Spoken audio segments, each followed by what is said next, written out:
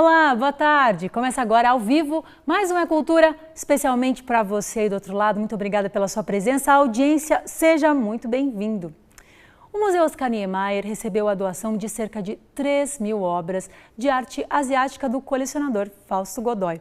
Com essa doação, o MON se torna o museu com um dos acervos e coleção asiática mais significativos da América Latina. E uma grande exposição chamada Ásia, a Terra, os Homens, os Deuses, será aberta ao público amanhã. E para falar sobre este acervo e também sobre a exposição, estamos aqui no estúdio com o colecionador e também diplomata Fausto Godoy. É um grande prazer receber. Já tivemos uma conversinha aqui rápida e realmente a sua história de vida está expressa nessas 3.000 peças para mais, não é, Fausto?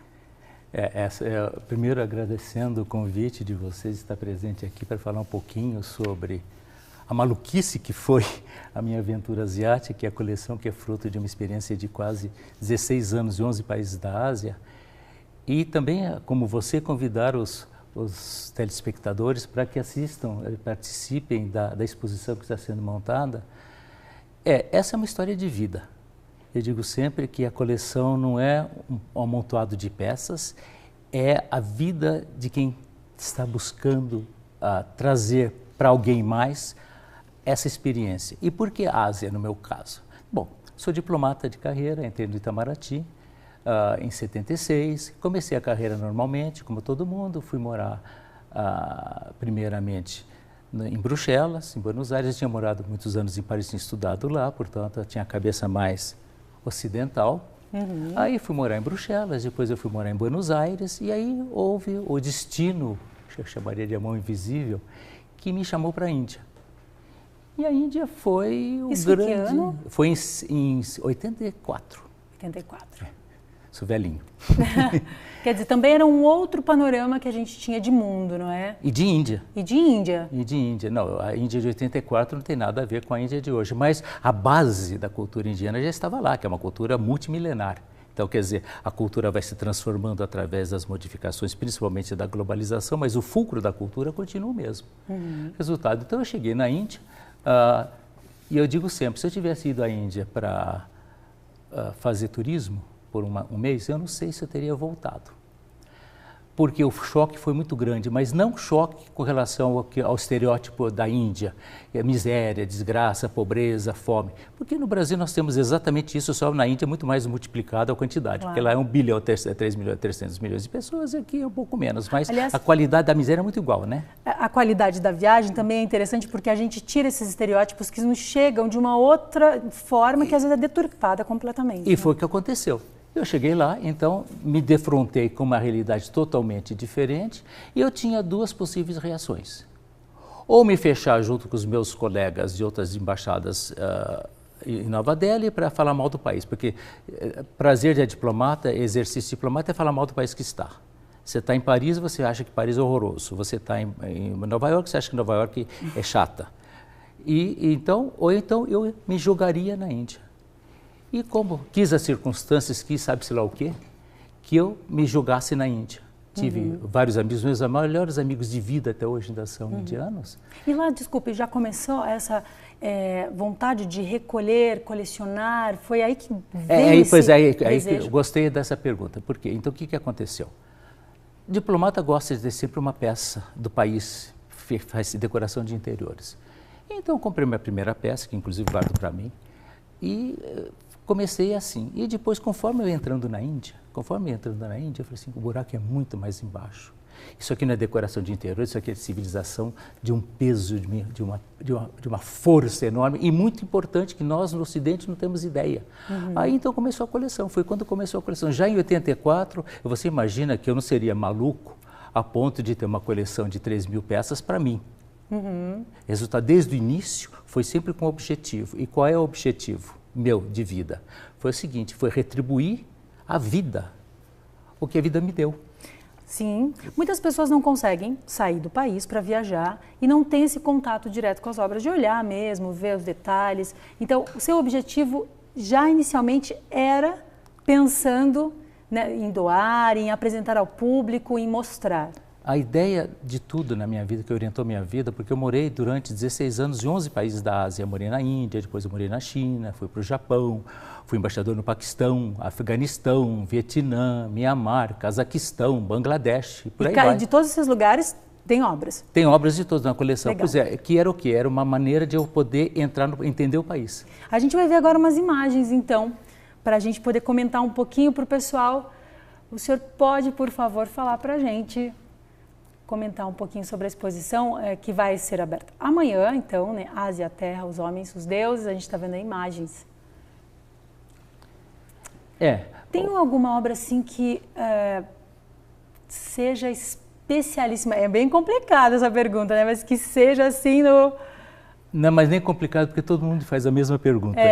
E eu dou sempre a mesma resposta, não existe isso, porque cada obra tem um momento da minha vida e uma pesquisa afetiva e cultural muito grande. Então, eu não consigo resgatar, dentre as obras, aquela que é melhor e pior. Não existe isso.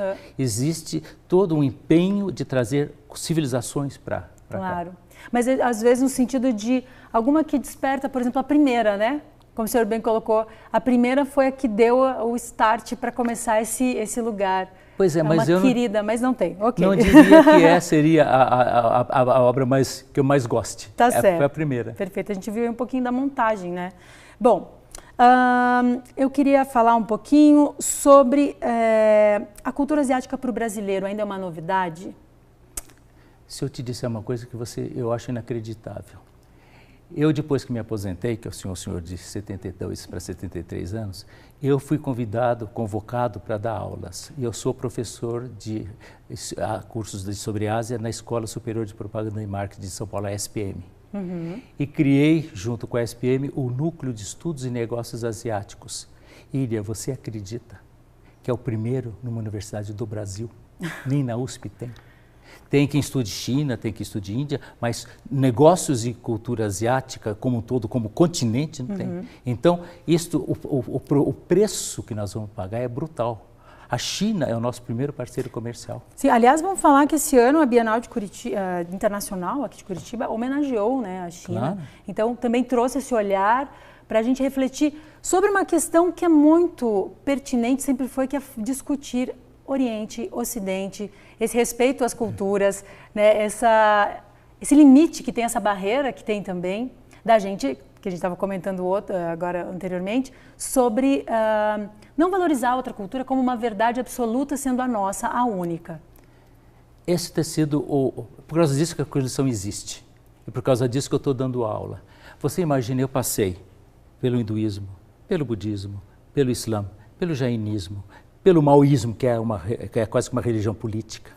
Eu passei por tudo que você pode imaginar. Resultado, isto tudo me deu a coisa que eu estava até comentando agora há pouco, me deu talvez a lição mais importante da minha vida. Eu perdi o absoluto.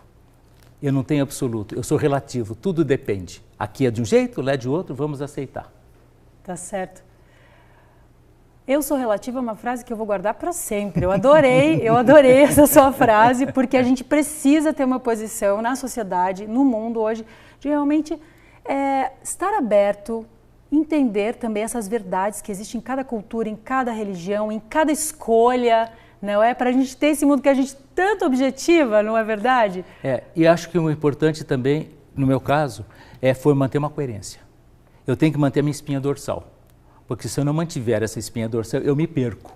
Então, eu tenho o meu eu, o que eu acredito, que vai se modificando de acordo com o que eu posso aprender, mas eu tenho esse meu eu. Isso é fundamental, principalmente quem passa por 11 países. Com certeza. Do budismo mais radical de Mianmar até o islã mais radical do Paquistão e do Afeganistão, onde eu morei. Resultado, como é que você consegue digerir isso tudo sem, primeiro, tomar partido pessoal? Eu tenho posições, não é que eu não tenha posições, eu sei o que eu penso, mas o que eu penso não é a minha, a minha verdade não é a verdade erga omnes. Isso é ótimo, porque já fica a dica para você viajar, para você conhecer o mundo, não é? Porque a gente sempre vem mais enriquecido.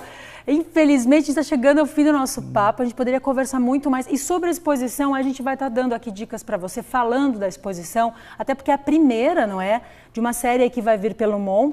e a gente vai te falando, mas o Fausto, é um prazer, igualmente, né, ter esse papo para conhecer um pouco mais, perscrutar um pouco mais a sua mente, aí os seus conhecimentos. Muito obrigada e não deixe de visitar a exposição Ásia, a Terra, os Homens, os Deuses, em cartaz a partir de amanhã, anota aí no Museu Oscar Niemeyer, ok?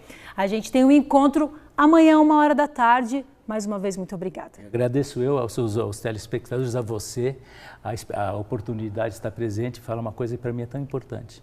Tá certo, para a gente também é muito importante. Muito obrigada, inclusive. Obrigado, eu também. Estamos honrados no Paraná. Beijo, tchau, tchau.